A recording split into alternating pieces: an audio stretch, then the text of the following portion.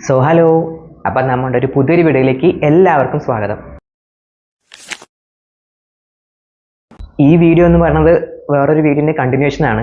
ഞാൻ നേരത്തെ ഒരു വീഡിയോയിൽ ACCA പഠിക്കുന്ന സമയത്തുള്ള എൻ്റെ ഡെയിലി റുട്ടീൻ ഞാൻ അപ്ലോഡ് ചെയ്തിട്ടുണ്ട്. അപ്പം ഞാൻ ആ വീഡിയോയിൽ പറഞ്ഞിട്ടുണ്ടായിരുന്നു എക്സാം സമയത്ത് എൻ്റെ ടൈം ടേബിളൊക്കെ ഒന്ന് ചേഞ്ച് ആവുന്നു. അപ്പോൾ അതാണ് നമ്മുടെ ഇന്നത്തെ വീഡിയോയിൽ നോക്കാൻ വേണ്ടി പോണത്. അപ്പോൾ നിങ്ങൾക്ക് ആ നേരത്തെ വീഡിയോ കാണാൻ താല്പര്യം ഉണ്ടെങ്കിൽ ഞാനിവിടെ ഐ ബട്ടണിൽ കൊടുക്കുക, അല്ലെങ്കിൽ താഴെ ഡിസ്ക്രിപ്ഷൻ ലിങ്ക് ഉണ്ടാവും, അവിടെ കയറി കണ്ടു നോക്കിയാൽ മതി. അപ്പോൾ നമുക്കിനി നേരെ വീഡിയോയിലേക്ക് പോവാം. എക്സാം തുടങ്ങുന്ന മുമ്പ് തന്നെ നമ്മുടെ ക്ലാസ്സൊക്കെ മോസ്റ്റ്ലി എല്ലാം തീർന്നിട്ടുണ്ടാവും. നോളജ് ലെവൽ എന്ന് പറയുന്നത് ഓൺ ഡിമാൻഡ് എക്സാം ആയതുകൊണ്ട് തന്നെ നമുക്ക് എപ്പോൾ വേണമെങ്കിൽ എഴുതാം. സ്കിൽ ലെവലൊക്കെയാണ് നമുക്ക് പ്രോപ്പറായിട്ട് ക്വാർട്ടർലി എക്സാംസ് വരുന്നത്. അതിൻ്റെ ബേസ് ആയിട്ട് ഞാൻ ഈ പറഞ്ഞു പോകുന്നത്. എക്സാമിൻ്റെ ഏകദേശം 2 to 3 ദിവസം മുമ്പ് വരെ ഞാൻ പ്രോപ്പറായിട്ട് എല്ലാം സ്കെഡ്യൂൾ ചെയ്യും. എന്താണ് ഈ സ്കെഡ്യൂൾ ചെയ്യുന്നത് ചോദിച്ചു കഴിഞ്ഞാൽ, നമുക്കിപ്പോൾ BPP ആണെങ്കിലും കാപ്ലാൻ ആണെങ്കിലും ഇത് രണ്ടും ഞാൻ മെയിനായിട്ട് ഫോളോ ചെയ്ത ബുക്സ്. എല്ലാ എക്സാമിനും ഇത് രണ്ടെണ്ണം ഫോളോ ചെയ്തിട്ടില്ല. ചിലതിന് രണ്ടും ഫോളോ ചെയ്തിട്ടുണ്ട്, ചിലതിന് ഏതെങ്കിലും ഒന്നായിരിക്കും.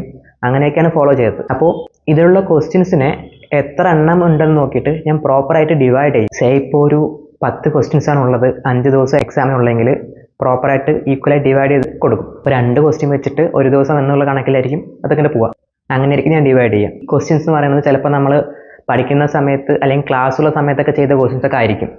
പക്ഷെ ഒരിക്കലൊക്കെ ചെയ്തുകൊണ്ട് നമ്മൾ പ്രത്യേകിച്ച് ഒന്നും ഓർമ്മയുണ്ടാവില്ല. ഈ അവസാന സമയമാകുമ്പോഴേക്കൊക്കെ നമ്മൾ മറന്നിട്ടുണ്ടാവും. അപ്പോൾ ഞാൻ എങ്ങനെയായാലും ഞാൻ ചെയ്യാൻ ഉദ്ദേശിക്കുന്ന ക്വസ്റ്റ്യൻസ് തന്നെ എല്ലാം പ്രോപ്പറായിട്ട് ഡിവൈഡ് ചെയ്യും. എന്നിട്ട് എല്ലാ ദിവസവും അലോക്കേറ്റ് ചെയ്യും. എന്നിട്ട് ആ ക്വസ്റ്റ്യൻസ് എപ്പോഴാണോ പഠിച്ച് തീരണത് അല്ലെങ്കിൽ വർക്കൗട്ട് ചെയ്ത് തീരണത്, അപ്പോഴായിരിക്കും ഞാൻ എൻ്റെ അന്നത്തെ ദിവസത്തെ പഠിത്തം നിർത്തുക. അല്ലാണ്ട് ഞാൻ ടൈം വെച്ചിട്ട് ഒരിക്കലും പഠിച്ചിട്ടില്ല. ചിലപ്പോൾ പെട്ടെന്ന് തീരും, ചിലപ്പോൾ അത് കുറേ സമയം എടുത്തിട്ടായിരിക്കും തീരുക. അങ്ങനെയായിരിക്കും ഞാൻ ചെയ്തു പോണത്. ഈ ഇനീഷ്യൽ ഡേയ്സിലൊക്കെ ഞാൻ ടൈം നോക്കാറില്ല. ക്വസ്റ്റ്യൻസ് ഒക്കെ പ്രോപ്പറായി കംപ്ലീറ്റ് ചെയ്യാൻ പറ്റാറുണ്ടോ എന്ന് മാത്രമേ നോക്കാറുള്ളൂ. പിന്നെ ലാസ്റ്റൊക്കെ എത്തുന്ന സമയത്താണ് പ്രോപ്പറായിട്ട് ടൈം വെച്ച് മോക്ക് എക്സാം ഒക്കെ അറ്റൻഡ് ചെയ്യാറ്. അപ്പോൾ ഫസ്റ്റ് തന്നെ ഞാൻ ടൈം വെച്ചിട്ട് അർജൻറ്റായിട്ട് ചെയ്ത് പോകാറില്ല. കാര്യങ്ങളൊക്കെ മനസ്സിലാക്കിയിട്ടാണ് ഇനീഷ്യലി വർക്കൗട്ട് ചെയ്യാറ്. ആ ഒരു ദിവസം ടാർഗറ്റ് എന്താണോ അത് ഞാൻ കംപ്ലീറ്റ് ചെയ്തിട്ടേ കിടക്കാറുള്ളൂ. അല്ലെങ്കിൽ എനിക്കൊരു സമാധാനം ഉണ്ടാവില്ല. ചിലപ്പോൾ ഞാൻ പറഞ്ഞ പോലെ നേരത്തെ 4-5 മണിക്കൂർ തീരും, അല്ലെങ്കിൽ ചിലപ്പോൾ 10-12 മണിക്കൂറൊക്കെ പോകും.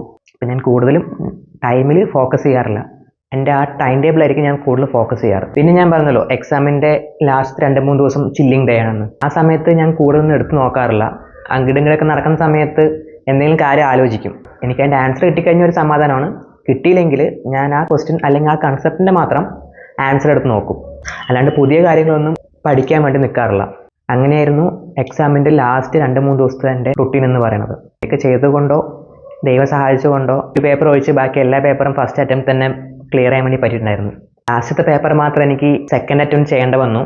ആ സമയത്ത് ദൈവം എന്നെ ചതിച്ചു. ദൈവം ചതിച്ചതല്ല, താൻ പാതി ദൈവം പാതി എന്നാണല്ലോ. ദൈവം പകുതി ഇട്ടു, പക്ഷെ ഞാൻ എൻ്റെ പകുതി പോലും ഇട്ടിട്ടുണ്ടായിരുന്നില്ല. അതുകൊണ്ട് തന്നെയാണ് കറക്റ്റ് 49 ഫെയിലും ആയത്. ലാസ്റ്റ് 2 പേപ്പർ ആകുമ്പോഴേക്കും ജോബിന് കയറി. ഒരു പേപ്പർ ജോബിൽ ഇരിക്കുമ്പോൾ തന്നെ പാസ്സായി. രണ്ടാമത്തെ പേപ്പർ ആകുമ്പോഴേക്കും ഭയങ്കര മടി പിടിച്ചു, വർക്കൗട്ടൊന്നും ചെയ്യാണ്ടായി. ഓഫീസ് വിട്ട് വന്നാലും ചുമ്മാ പഠിക്കാണ്ട് ജസ്റ്റ് തിയറി SBI ആയിരുന്നു ലാസ്റ്റ് പേപ്പർ. പ്രാക്ടീസ് ചെയ്യേണ്ട പകരം ചുമ്മാ വായിച്ചു പോകേണ്ട സെറ്റപ്പായി. അതുകൊണ്ട് തന്നെയാണ് ഫെയിലായതും, വേറൊന്നുമല്ല. വർക്ക് ചെയ്തില്ല, അത്ര തന്നെ. പിന്നെ എനിക്ക് സെക്കൻഡ് അറ്റംപ്റ്റ് വേണ്ടി വന്നു അത് ക്ലിയർ ചെയ്യാനായിട്ട്. അപ്പോൾ ഇതായിരുന്നു എൻ്റെ ACCA പഠിക്കുന്ന സമയത്ത് എൻ്റെ ഡെയിലി റുട്ടീൻ എന്ന് പറയുന്നത്.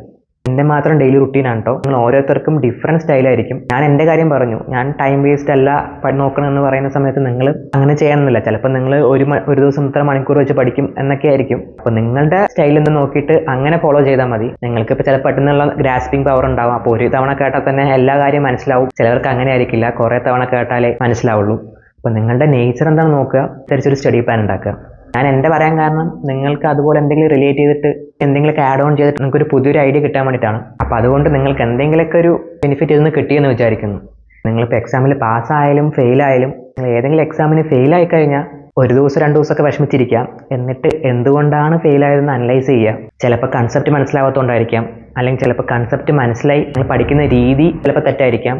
അതോ അല്ലെങ്കിൽ നിങ്ങൾ ചിലപ്പോൾ പ്രസൻറ്റ് ചെയ്യുന്ന രീതി ചിലപ്പോൾ എക്സാമിന് അവർക്ക് മനസ്സിലാവാത്തതുകൊണ്ടായിരിക്കാം. അങ്ങനെ എന്താണ് പ്രശ്നമെന്ന് അനലൈസ് ചെയ്തിട്ട് ഇത് കറക്റ്റ് ചെയ്യാൻ നോക്കുക.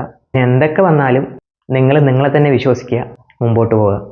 അപ്പോൾ അത്രയൊക്കെ തന്നെ ഈ വീഡിയോയിൽ പറഞ്ഞിട്ടുണ്ടായിരുന്നുള്ളൂ. ഈ വീഡിയോ നിങ്ങൾക്ക് ഇഷ്ടപ്പെട്ടെങ്കിൽ ഒന്ന് ലൈക്ക് ചെയ്യുക, പിന്നെ നമ്മുടെ ചാനലും സബ്സ്ക്രൈബും ചെയ്യുക. അപ്പോൾ എനിക്കൊരു മോട്ടിവേഷനാണ് പുതിയ വീഡിയോസൊക്കെ അപ്ലോഡ് ചെയ്യാനായിട്ട്. Thank you for watching and see you in the next video. By.